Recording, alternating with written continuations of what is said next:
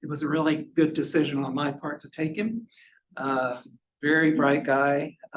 So he at the same time did a master's in bioinformatics and a PhD in cellular biology, and that was one of the requirements for me to take him into my lab, is that he couldn't do just a straight computational project. He had to have a wet lab project. He was very into that, and did a very nice set of work. He was the first person to develop CRISPR in this much most parasite, I think. And then develop tools to use CRISPR, and did a really nice set of work on looking at large gene families and the parasite we worked in. We're still doing work based on stuff he did in the lab, and occasionally we pull in his brain a little bit about things. He went from UGA to Harvard, work in Flaminia Catarruccia's lab, which was a malaria vector lab, mosquito work, and he did really nice work on how male hormones impact female malaria development in females based on mating, which was really pretty phenomenal. Nice Nature paper that came out of that.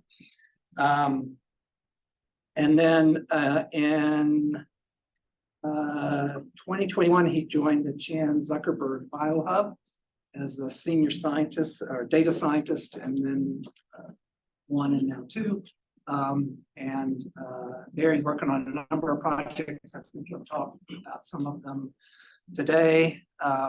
In case you missed it, the Chan Zuckerberg Initiative that funds the Chan Zuckerberg BioHub network, now not just a BioHub, gets complicated, announced that they're going to build a huge initiative in basically modeling bioscience life. And that will be, I'm not sure that Dual will comment on that, but that'll be centered in the BioHub where Dual is now. So great to have him here today. I know you have some meetings afterwards with students, I think, or trainees. There's also a Duo at my house tonight for Duo, and also for Angela Pack, who's another former student who gave a seminar this morning in CTEGD that just happened to both be in town at the same time. So anybody that wants to talk to Duo more, let me know, come to my house, and there'll be some eats and beer and stuff like that. And without further ado, Duo Peng.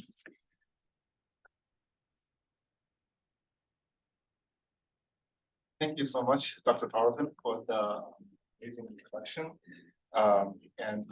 So for today's presentation, the title is Embracing Scale in Infectious Disease Research, and I will not be talking about the digital cell project that is still in the early planning / hashing out phase. Come talk to me if you want to know what's happening, because at the Chan Zuckerberg BioHub, we're all about open science, and we share everything there. And also, there's a disclaimer that if I said anything that doesn't make sense, it's because of this little guy that's been typing me up for the past 40 days. She's 40 days old. Her name's Amber. And yeah, just not been getting enough sleep. So please stop me if I said something that doesn't make sense to you, and I will explain it. So first of all, I'd like to start with a brief research journey through the spectrum of diverse scales of biological data. And it's very much my own research journey. And about 10 years ago, we published this paper using a large data set. At the time, it was like less than 100 well-assembled genomes. So what we did is we pulled out all of the tRNAs from those assembled genomes, and we look at their flanking sequences, and we found out substantial evidence supporting an evolutionary model of those tRNAs that they actually originate from half tRNA. It's actually a hypothesis in the field, but until our paper, we don't have substantial evidence. So the substantial evidence is actually, first of all, we found a lot of half tRNAs, and we also found the nucleotide divergence sharply decrease as a function of the distance from the full tRNA. So that is a hallmark of ritual transpositioning. So we were, but in short, we're able to string all these evidence to show that it's probably a ritual transpositioning of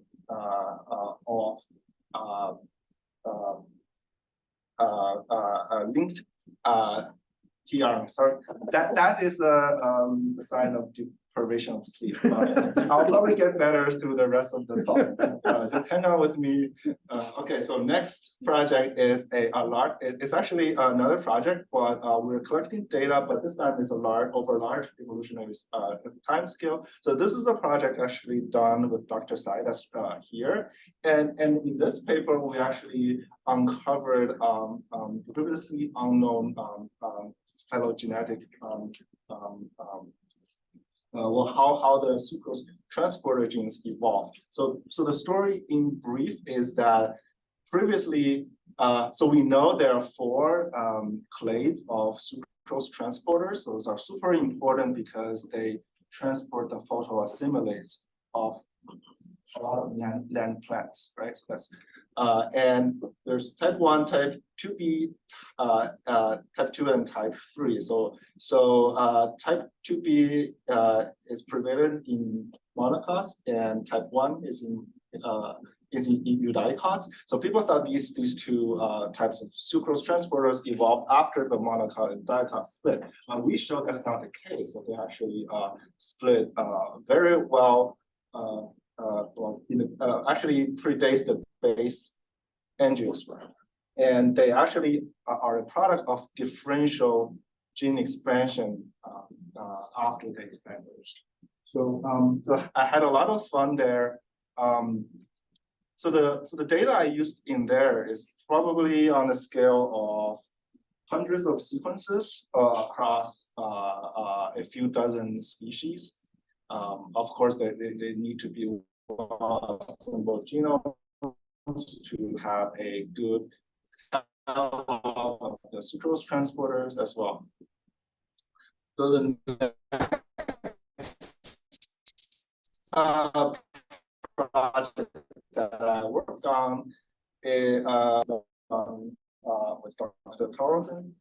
Had tons of fun in here as well. That we have seen one of the that's encoded, well, that's encoding a transialidase protein, and it's in the T3Z genome. So these are eukaryotic pathogens. They have a pretty sizable genome, and they we hypothesized that they use this gene family for immune evasion. So in this work, we documented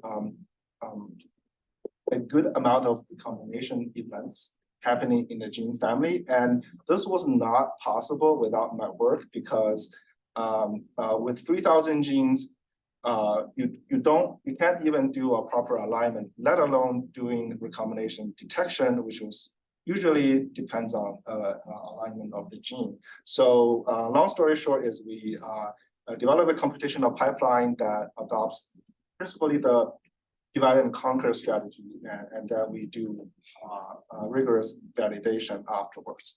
And yes, and then I kind of, as Dr. Tarleton said,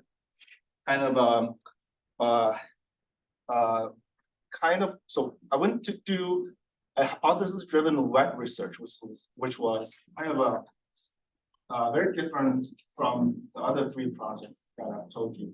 So, so in this project, it's a purely wet project, but it's a good experience as well. So here, also long story short, we showed that a male steroid hormone in Anopheles mosquitoes control female sexual behavior.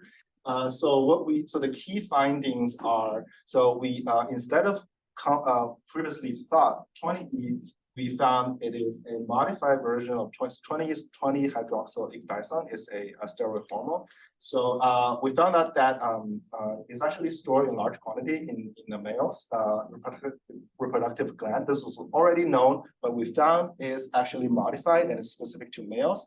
And then on top of that, it is phosphorylated and is inactive, or else we will kill the males. We also found that out. So they actually transfer to the females. So this is virgin, they don't have any, and then mated, they will start to have these male hormones. And then we also show that these hormones are actually responsible for some of the post-mating response in the females, such as turning off mating receptivity and also oviposition. Yes, that's probably a long, longer than I wanted research journey introduction, but I eventually returned to full computational research at the Chan Zuckerberg Biohub, where we try to unite Bay Area's leading academic institute to pursue ambitious questions that cannot be attacked in conventional academic lab settings.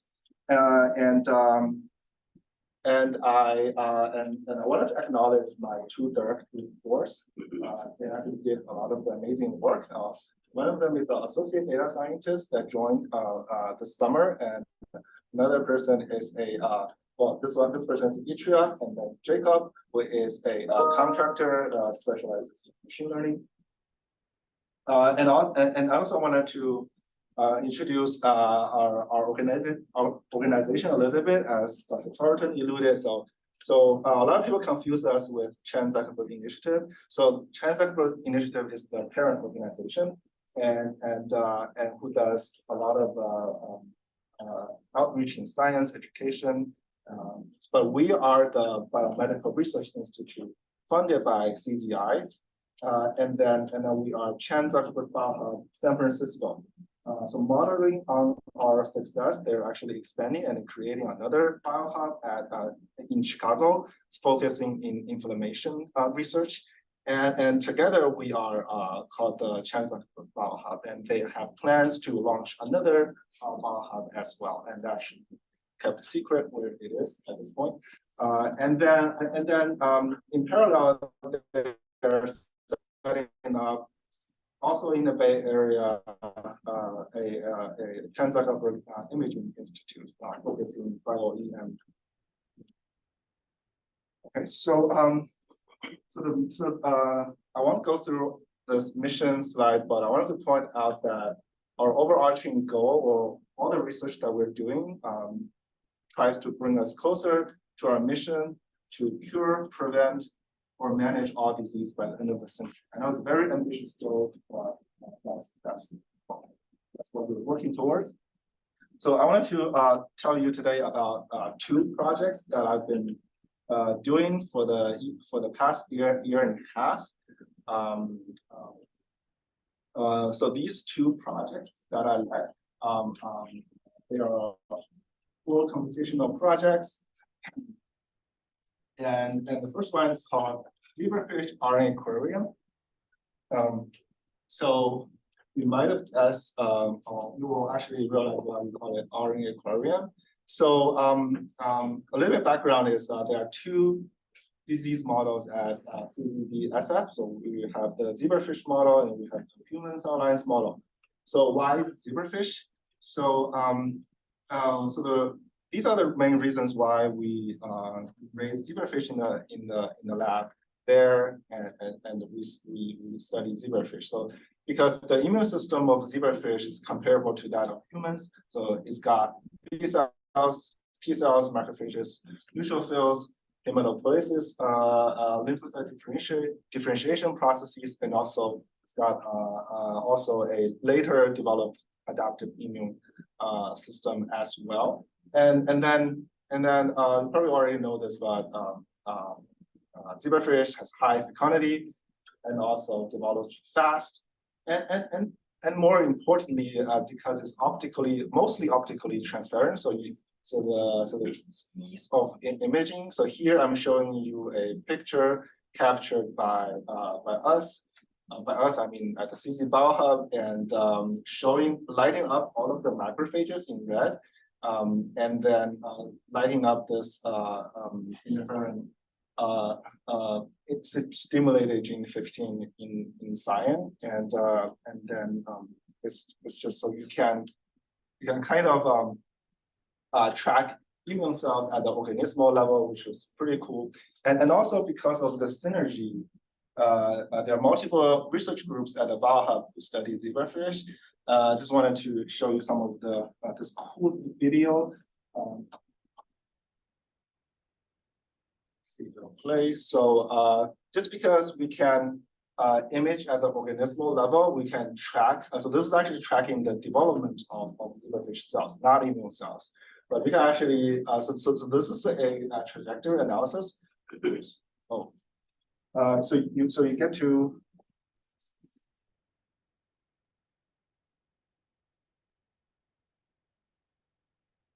About that.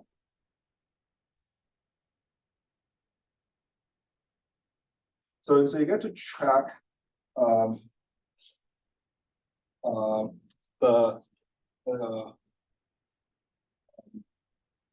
every cell that we can see, and then you can track them. So that is so basically what I'm trying to say is that we have a good small community of zebrafish research groups, so that we benefit from the synergy. So this RNA aquarium project that I'm about to tell you is all about excavational virology in zebrafish, and it all started when we hired Kier Bala, who leads the Bala group at CZBSF, and he found through tagging his fish, or putting a GFP behind a ISG15 promoter, he found spontaneous activation of the zebrafish antiviral immune system and led to the discovery of an endemic coronavirus. So he discovered a novel coronavirus in zebrafish, and also it exists in data sets, in RNA-seq data sets deposited across in different continents. So the question we're asking is, are there other endemic viruses in zebrafish? And this question is important is because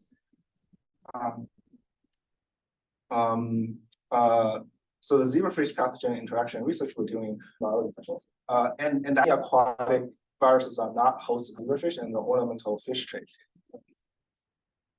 Okay, so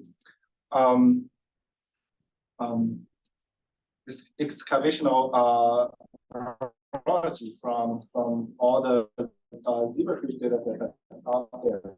So we actually chose the NCBI SR8 data repository, and they are about 54,000 RNC data sets, and that is 1.2 trillion reads, and it's the 300 distribution. So you can see so they are all short sequencing reads, and then you can see the popular read length of 50, 75, 100, 125, and 150. So we developed this RNA aquarium pipeline to analyze all that 1.2 trillion reads. So this pipeline is a bioinformatics pipeline, and it pretty much chains many tools, many of the time-tested tools that does one small job. Okay, so I'm going to break down the pipeline other slides. But basically it has three parts. So first is the RNA-seq in total processing. You can think of like a recount project, right? But a recount project is pretty much just uniformly processing the RNA-seq reads against the host. That's this part of the pipeline. So after initial QC, we actually filter out the non-host reads. So this is actually built being inspired by the CZID pipeline, which actually I don't know how much people know the CZID pipeline here, but it's a well-known tool for metagenomics analysis, and they have a very nicely built host filter which gets rid of the host reads and look at what's the pathogenic reads in there. So this is a built modeling that. And then for the non-zebrafish, we have two other pipelines. One is virus search. So with query virus sequences, you can query the non-zebrafish reads. It's much faster than querying 1.2 trillion reads. Cover pipeline that will actually answer the question we asked initially is do you have other endemic viruses in there? So I wanted to acknowledge the scientific computing team at the CZ BioHub, which makes all this possible. And when they accounted, my resource usage was like 200 years of CPU time. So yeah, I was acknowledge them. Okay, so first of all, I wanted to non-zebrafish reads. So after quality control and then very stringent host filtering, so we actually, okay, so briefly, we use 3 different aligners to align reads, QC reads back to the zebrafish genome.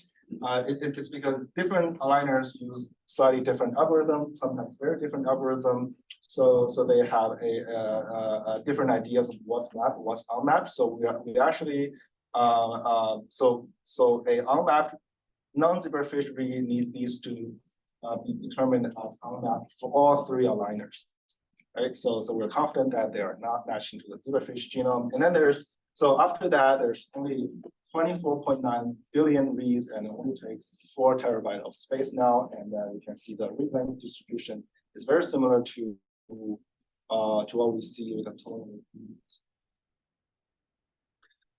So I wanted to tell you about the virus discovery part first. So the virus discovery part aims to discover novel viruses. So what we do here is we assemble the reads. So I wanted into context, I wanted to clarify that. So we started with RNA-seq data sets. That means we're assembling transcriptomes, right? Not genomes. So these contexts are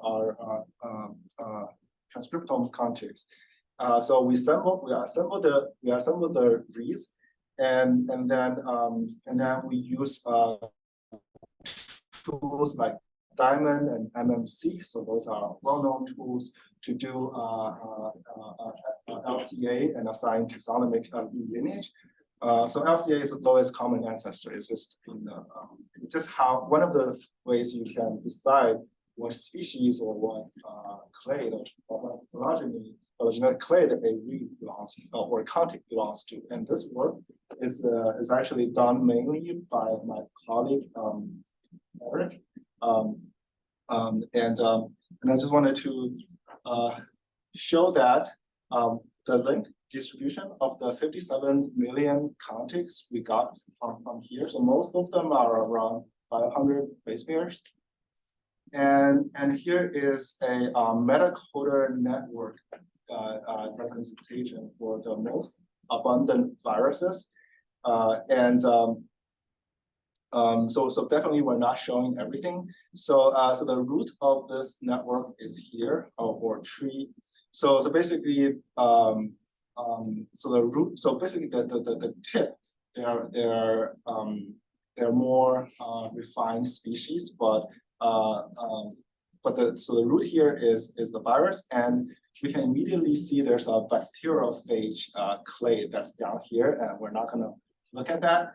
And just to orient you, I think so from this virus, from this node, so this clade started by this node is the RNA virus, and I think this is a double-stranded DNA virus, and then this is a single-stranded DNA virus and an unclassified virus. Okay, so we actually started with looking at things that should be in there. So detecting known viruses. So first, so we actually are able to detect both the novel virus that here found. It's called zebrafish.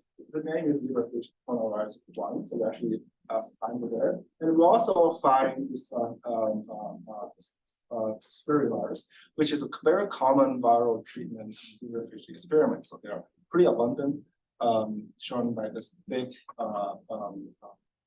sticky lines here, and then there's probably a lot of trash in here as well. So we're able to we see contaminants in there. So we actually see we're able to assemble SARS-CoV-2 genomes. And when we backtrack where these data sets came from, they're all dated after 2020. So that's matching our expectation.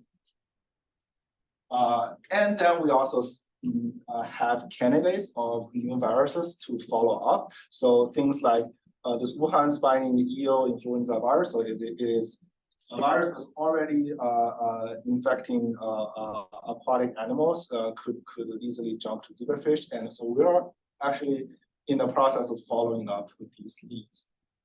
Okay, so I wanted to conclude the virus discovery part, and then I wanted to talk about the virus search. So for the virus search pipeline is we start with virus query sequences, like virus we know we wanted to look. And we are taking advantage of this Ceratis Lite pipeline, which actually is a branch of the Ceratis project, which is a massive virus discovery project as well. Well, very different from what we're doing here. So we take advantage of the tool they created. So they will take our query sequences, look into the zebrafish, non-zebrafish reads, and then we can compute a virus abundance matrix from that. So we immediately use this pipeline to look for two viruses. One is the zebrafish coronavirus that Pierre found, and it was detected in 1,623 dataset. And then we also looked for a pox virus that also was found back here. It's a novel virus. Back here, it was detected in 811 data sets. When we actually had every read is associated with metadata through which sequencing run, and which data set, which bioproject they came from. So we were able to, so that I can show you this block. So we saw distinct tropism, both previously known and unknown, of these two naturally occurring viruses. So each one of this is the abundance of one of these two viruses, normalized by zebrafish reads, so that we calculate separately, and from this plot you can see that for the coronavirus, it has very high relative abundance in digestive system. This is something we already know. It reflects the gut.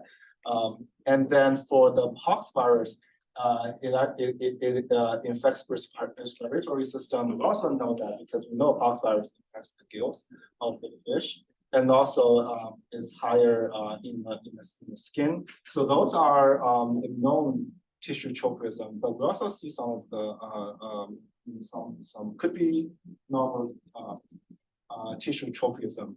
So we are also following up on that.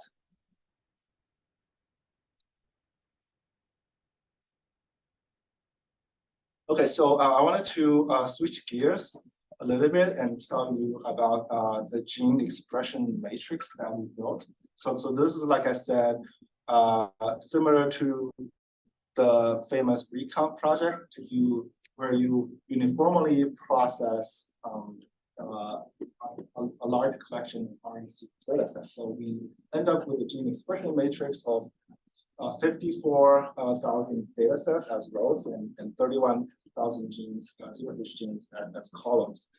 So what we did first is that we wanted to see, did we do everything right? Does this make sense? So when I sent this gene expression matrix to two of my colleagues specializing in single cell RNA-seq data analysis, they produced this UMAP for me.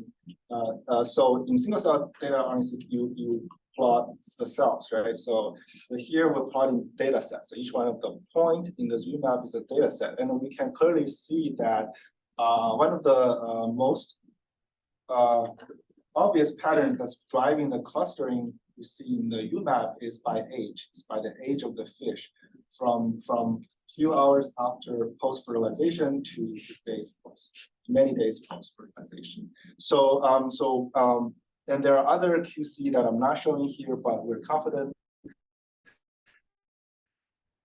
that we did the recount of the expression matrix correct, and there are valid information in the expression matrix. So that means we now have so we have two matrices here. One is the gene expression matrix I just showed you, and the other one is the virus abundance matrix. So for now, we only have 2-3 microbes that we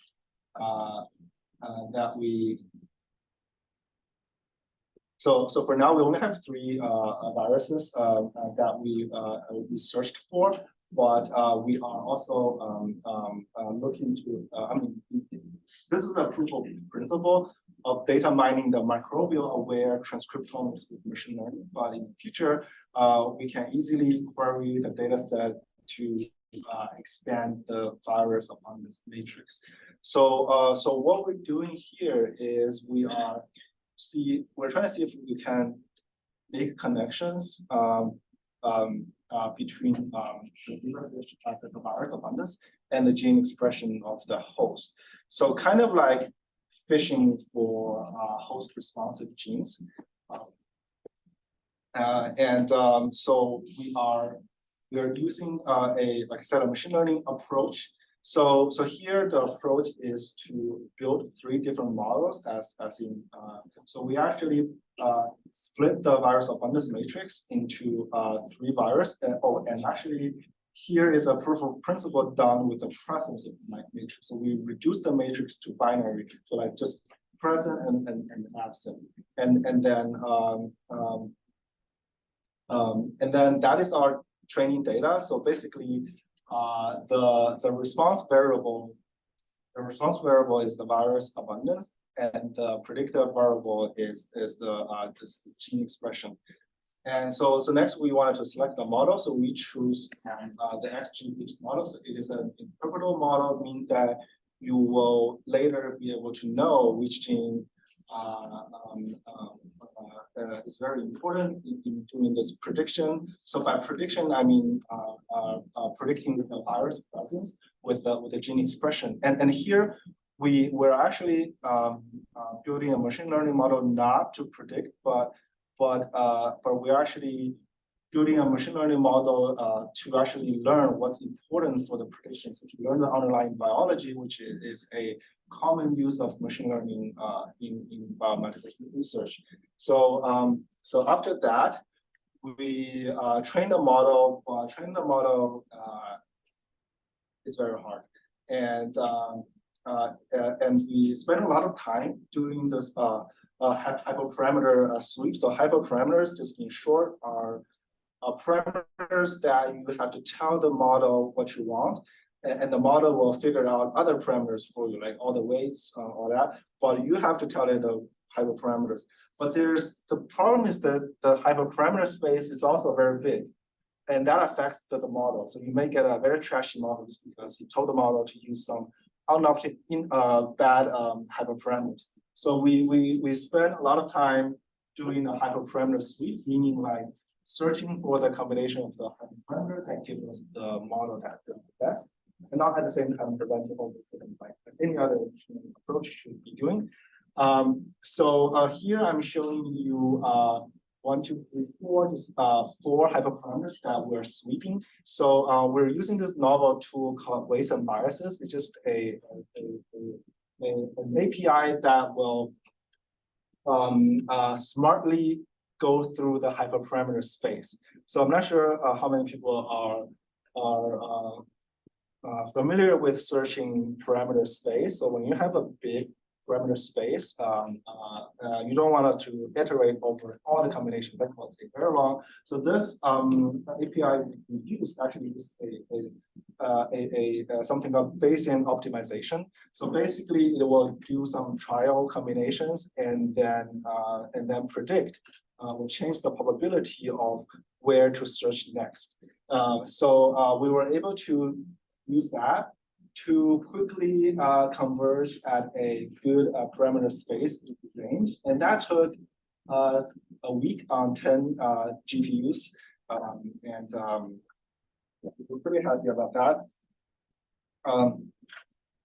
And then, sorry, is there a question? And then we were facing another question then is because we thought we'd just pick the best model that give us the best performance, but again, it's not that easy. And so when we took a sneak peek at the importance, so at the end we want to know how the models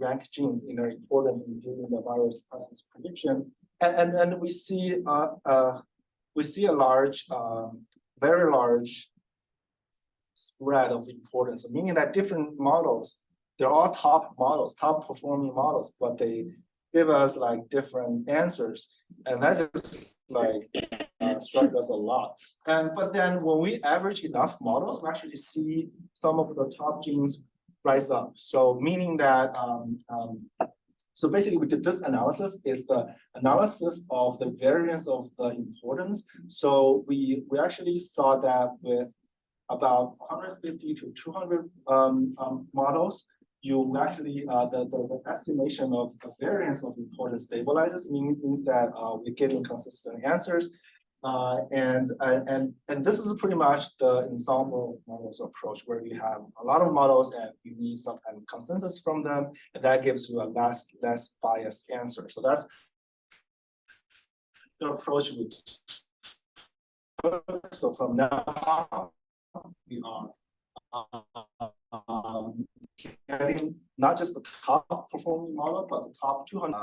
Here, I'm just showing you some of the preliminary results we have is with the zebrafish pox virus.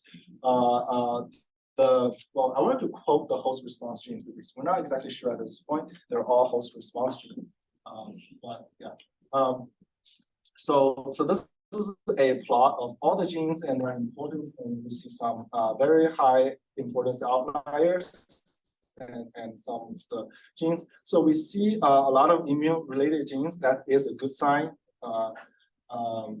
Like this grass carp virus induced gene. And then when we did a functional analysis, this is like the good old similar to the good old analysis response related pathways show up, so this is this makes sense to us.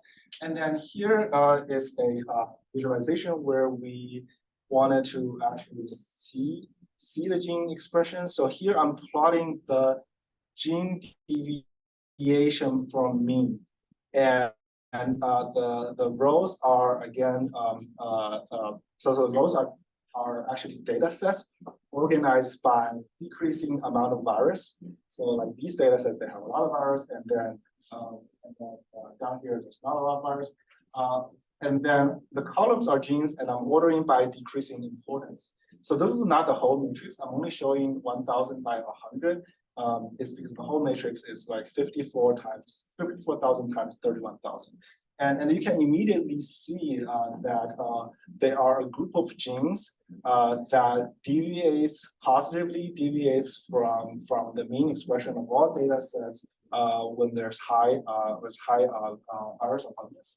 And there are genes right here that shows the opposite trend is so this is actually a negative deviation from the mean. You can see, so these might be the genes that turn off when the fish sees this gene, and these are the genes that upregulates when they see the fish sees the virus. And then you have some very strange genes that I just don't understand. That might be because the machine learning model is capturing things that are just more than genes up and down regulation. There might be interaction terms that it is capturing, so we are also looking into that. And these are just the visualizations for the other two viruses that we looked. I'm going to skip and show you for the rest two viruses. They're all picornavirus as opposed to pox virus I showed you. So these two viruses, they showed a strange functional enrichment result at first. As you can see, we don't see a ton of immune-related genes except this one, and then there's not a predominantly immune pathway enrichment showing in the functional enrichment analysis as well. And the same thing goes for the other coronavirus. And then this is also expected after we did a literature search, is that coronavirus actually has multiple ways to evade the immune system, like shutting down the interferon signaling pathway, and also counteracting some of the immune factor genes. So that could be related to this, and we are also following that. So the next steps, of course, is to train a different set of model that actually models well, closely follows the virus load, or predicts if there are genes whose expression or expression profile follows the virus load, instead of what we're looking at now is what gene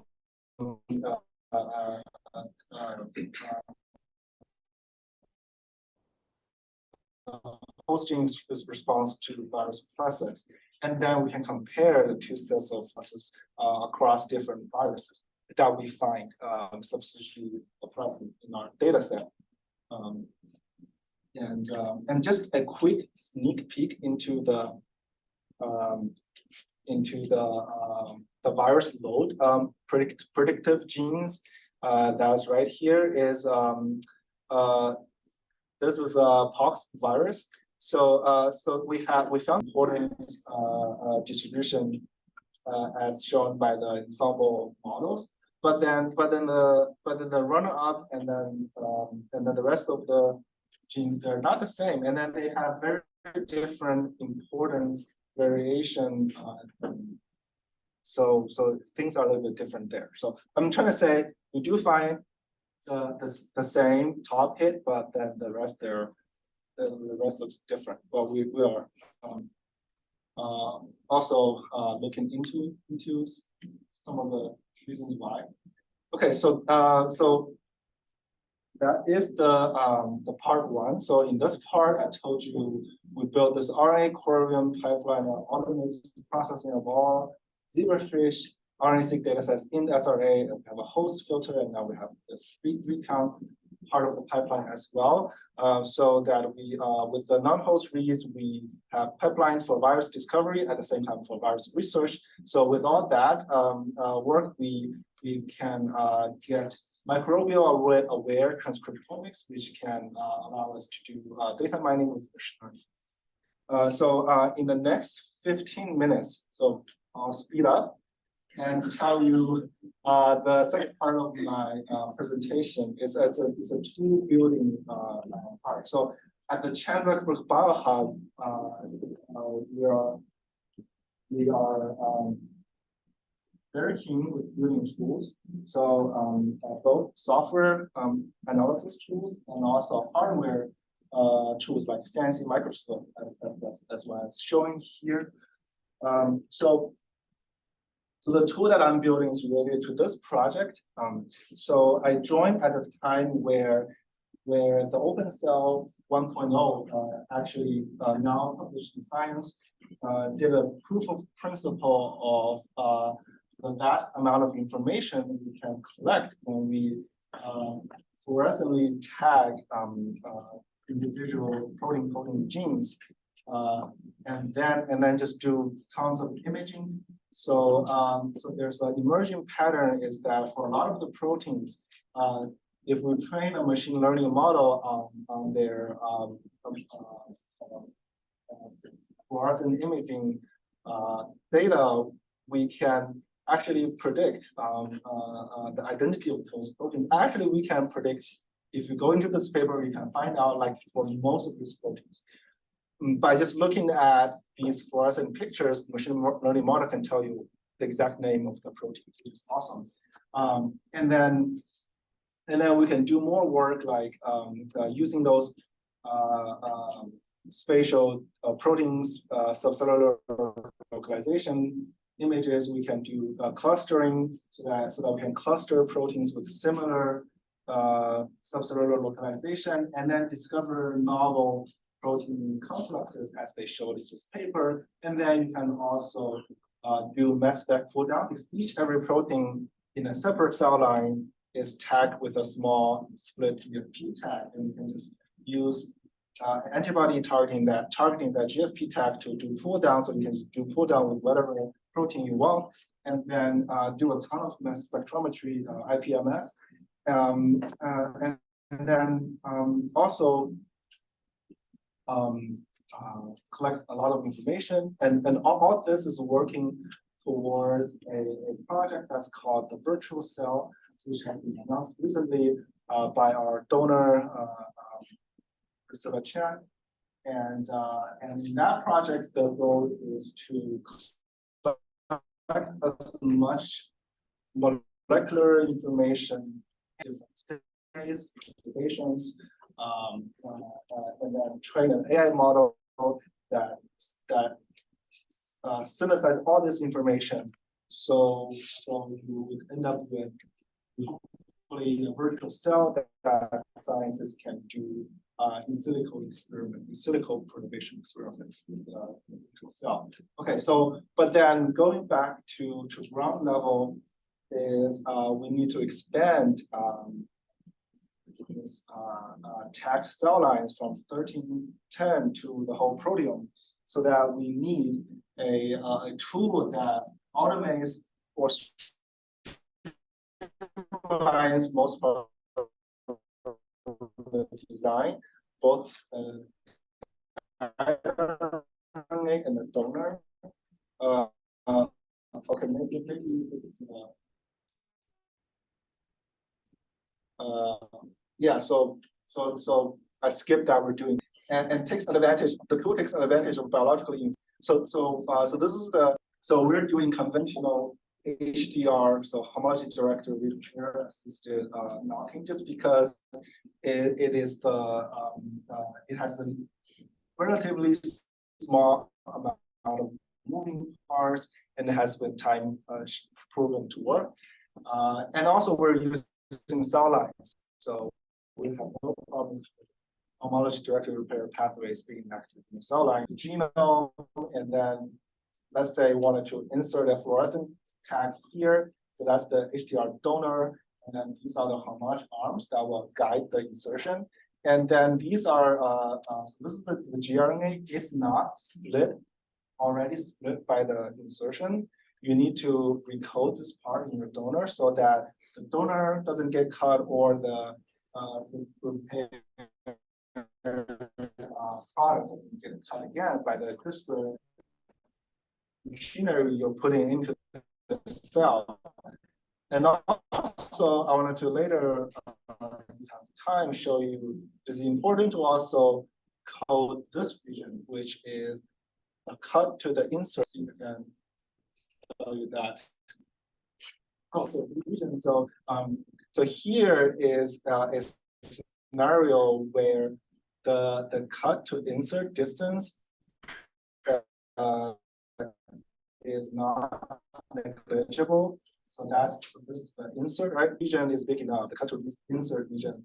The cells might just repair and resolve the downstream without even touching the part of the donor that has the insertion, right? So, and then when you recode this part, recode meaning putting silent mutations in there. So the cells are forced to use this part as the homology arm. So now the homology arms are effective homology arms are this part and this part, right? So that means we need just a pipeline to automatically do that, and that's what we built, together with many other functions listed here, and I think I don't have time to go through that. But basically tell you that none of the existing tools that do satisfy all our need, mostly the design, the smart design of the HDR templates, and the last one is the tool that I'm building.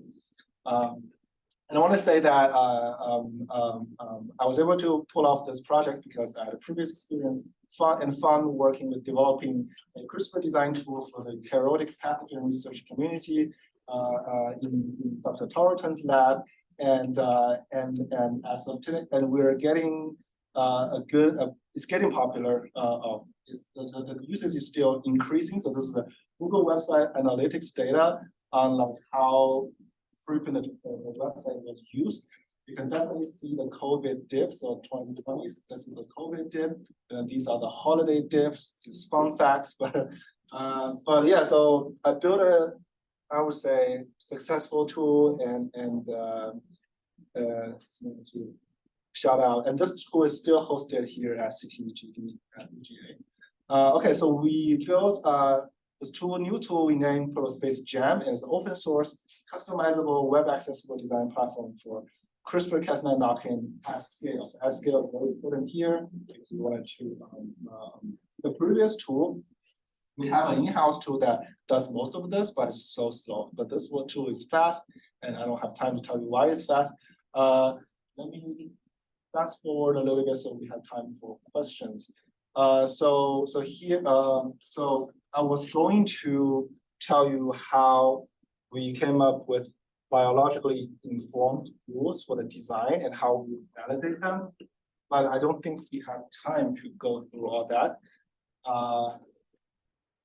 I'll just jump through the slides. I wanted to tell you one thing that actually intrigues me a bit is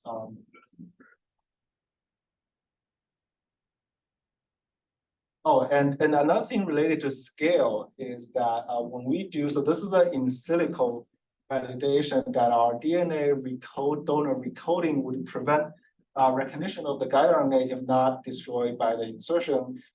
So as you can see, so the scale here is we actually look at all of the possible annotated transcripts. That's more than the canonical one. That's like hundreds and thousands of them. And we look at human, mouse, and zebrafish. And if you don't do the recoding, these are the proportion of the designs that would be 100% effective in recutting. So just get recut without any doubt. And then these are like half destroyed guide RNAs. But we really don't like go below this empirical threshold of 0.03, which is a score we measure how well the guide RNA is still getting recognized, and that we verify with all 2 different levels of recoding. We take care of that in most designs. And then this I already told you is the recoding of the cut to insert region, and we also verify that with experimental data. And here I'm showing you that so the ratio of the recoded versus the non-recoded design. When you look at the log fluorescence ratio, you actually see so you have a higher fluorescent locking rate, higher locking rate measured by the fluorescent rate when especially when you have a larger than 12 nucleotide cut to insert distance, and the difference is not. It's probably there's no difference when it doesn't improve when you have a small cut to insert distance. So, jump through. So this might be the last interesting point I wanted to tell you today is, so for a lot of times we use single-stranded oligonucleotide donors just because we can just synthesize them up to 200 nucleotides very fast in large quantities. But one of the problems is choosing the strand for the single-stranded donor. Before talking about the strand, one of the things that this program smartly does is actually centers on the recoded region, centers on the non-homologous region, no matter if it's the insert or the recoding. So to maximize your effective homology arms. Okay, so back to the strand problem is, so as most of the homology-directed repair is mediated by this thing called synthesis-dependent strand annealing process, and here I'm showing you with the genome DNA positive strand on the top, and then the gene, the gene direction doesn't really matter, but it matters is where your insertion is to the cut. So if your insert is to upstream of the cut, and then as you can see here,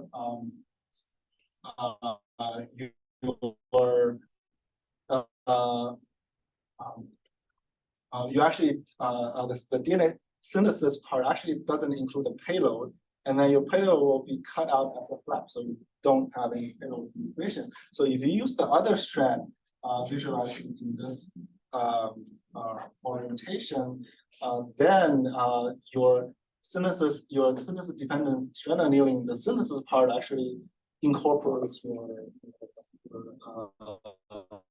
your insertion, and then this part will be cut out as a flat when the template switching happens, and that will incorporate your template. And we also verified that is the case with the favored versus unfavored strand, and I really don't have time to go into anything deeper, and I will use the last 2 minutes to do the summary. So we built this tool. It takes advantage of biologically informed set of rules, and we experimentally verified our rule set choices. And then wanted to acknowledge a lot of people at the Transact BioHub, at the leadership. So our fearless leader, Joe, Sandy, and Raphael, and the group leaders that I work with. So those are PIs, and then our scientific computing team, and then and also the software engineers also always banging on me to make my code more robust, and that's definitely something needed. And also thank the funding source, the Transact initiative. And I think I'm officially out of time, and I don't know if I have time for questions.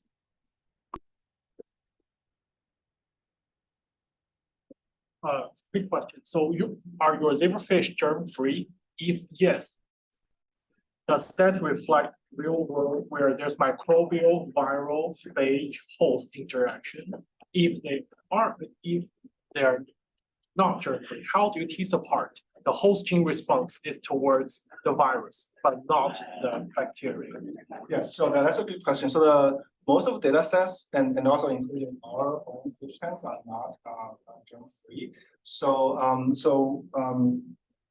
I think your question can be answered by the fact that there's this random that's where we really need all the data sets. So as you can see,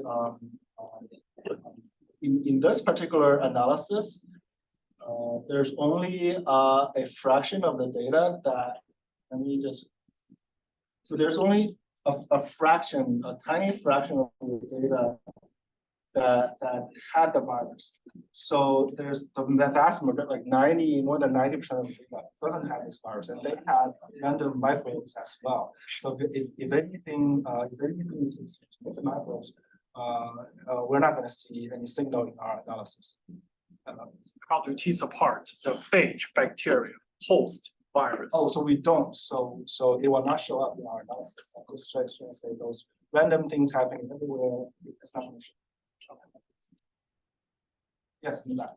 Yeah, so for the XG boost model, you showed some important scores, and in my mind, that's like a little bit of explainability. Did you use like Gini scores to get or something derived from Gini scores to get the explainability, or was that like a really good? We're actually looking at other ways to score the points as well. Yeah, thanks.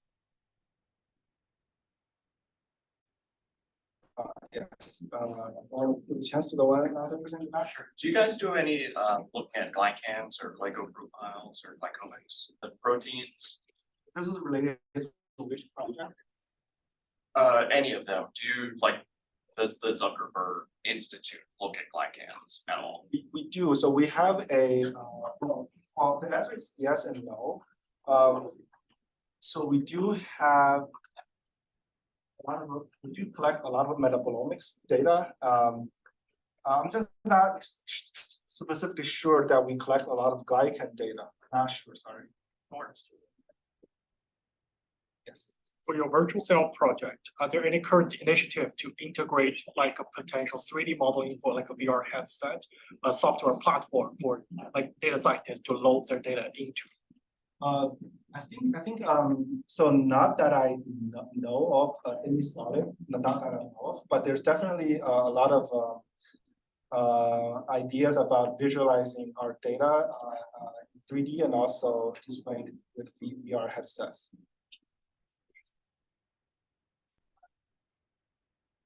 Yes. About your single strain volume DNA, it was not clear to me how do you determine if the positive strain is better than the negative? It's just a matter of application towards the gut side. It's the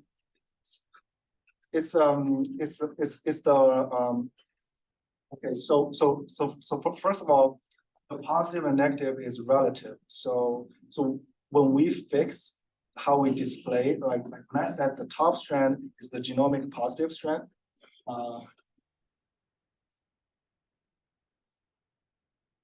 So if you say so the genomic strand is the top strand, and then so we're actually fixing the insert. So the insert in the cut side. So it's fixed like that. And now we can define positive and negative strand, because if the insert and the cut is positioned like this and you view it like this, the negative strand is not favored. Okay. So that's how it works. That's how it's specific. When you're looking at your modeling and you're looking, I think you're doing one virus at a time, is that correct? Currently, yes, one virus at a time. So is the assumption that every virus will have different transcription from the host? Does that make sense? Yeah. So well, that's something to be tested. So maybe similar viruses might have similar host response. Maybe we're going to see that if we actually test similar viruses. Does that answer your question? Sorry. Well, to some degree, because it's obviously biology is more complicated. I mean, some viruses integrated to the genome, some not. Some bind to different receptors in the host. I mean, it's kind of I would imagine if biology works, that there will be a general theme, right? Yeah. To handle all these horrible things rather than specific one. But I may be wrong. There might be some general response, which we might derive during the comparative analysis that we haven't done yet. And also we have plans to test them in wet labs. So let's say we find, because we have this replicon technology lab, so you just need to know the virus sequence and you can make replicons and then put it in cell lines with fish to actually test some of them. For example, would you consider putting a non-host virus, yeah, in your system just to show what is the background? So what's that? You introduce into your system a non-host virus, yeah. It will not infect, but it will give some general transcript that goes up and down as a result of that. That's a good idea. Yes. Maybe related to that question, so you did have one set of data, I think with the coronavirus, where you didn't have the host response pattern of the other virus. Yeah. Right, so what's the biological correlate of that? So the virus that showed a lot of immune response genes, that's the pox virus, and that virus, and then the two that didn't show a lot of immune response, that's the coronavirus. And we know from literature the coronavirus has an arsenal of weapons to counteract the immune system, to shut it down, turn down the interferon gamma, interferon pathways. So that was So thanks everyone for the questions. I think there are like people waiting outside. So give.